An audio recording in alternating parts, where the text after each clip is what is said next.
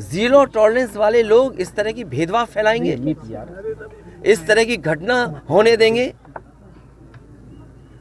और फिर उसका राजनीतिक लाभ लेना चाहेंगे आप। ये जितनी भी तस्वीरें आई हैं, जो बीजेपी के नेताओं की आई हैं तस्वीरें मैंने देखी हैं और लोगों ने चर्चा की उन तस्वीरों को देख करके, बीजेपी के लोग घटना से राजनीतिक लाभ लेना चाहते हैं।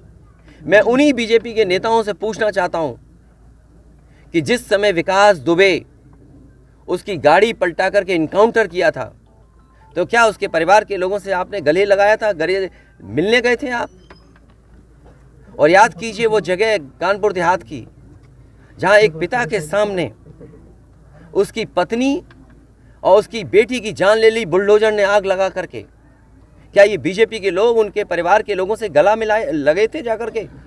और मुझे याद है जब उसका परिवार का बेटा डीएम आवास में धरना दे रहा था ठंड में, उसके पूरे कपड़े उतरवा करके पुलिस ने पीटा था, उसको मारा था।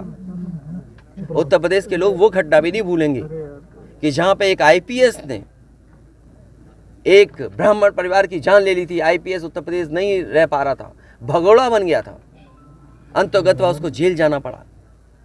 तो बीजेपी के लोगों से मेरी यही सलाह है, बहुत छोटे लोग हैं, किसी के दुख में चश्मा लगा करके तुम दुख प्रकट करना चाहते हो, इससे ज्यादा घटिया काम राजनीति में कोई नहीं कर सकता।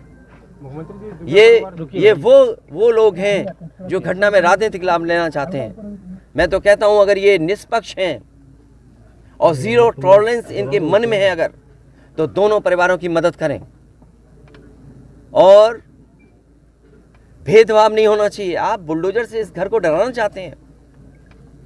सवाल घर का गिरने का नहीं है, सवाल आपकी नीयत का है और आपने अपने फैसले में ये स्वीकार कर लिया है कि आपके अधिकारी गलत थे और गलत अधिकारियों अगर नहीं थे वो अधिकारी गलत, तो बताइए आपको 20 अधिकारियों को सस्पेंड करना पड़ा, जो अधिकारी यहाँ रह भी नहीं रहे हैं, कभी नौकरी किए थे।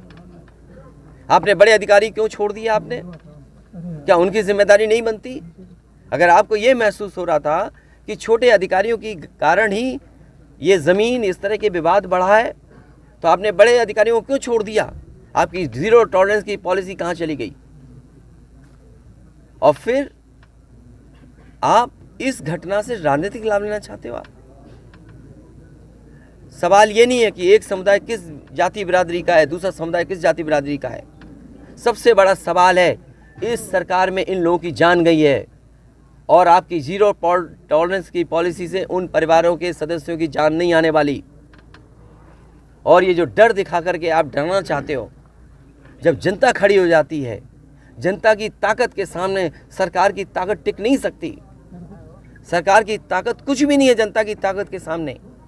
आज इस परिवार के और सदस्यों पे आप अन्याय कर रहे हैं। एफआईआर लिखने का तरीका क्या उंगली नहीं उठाता?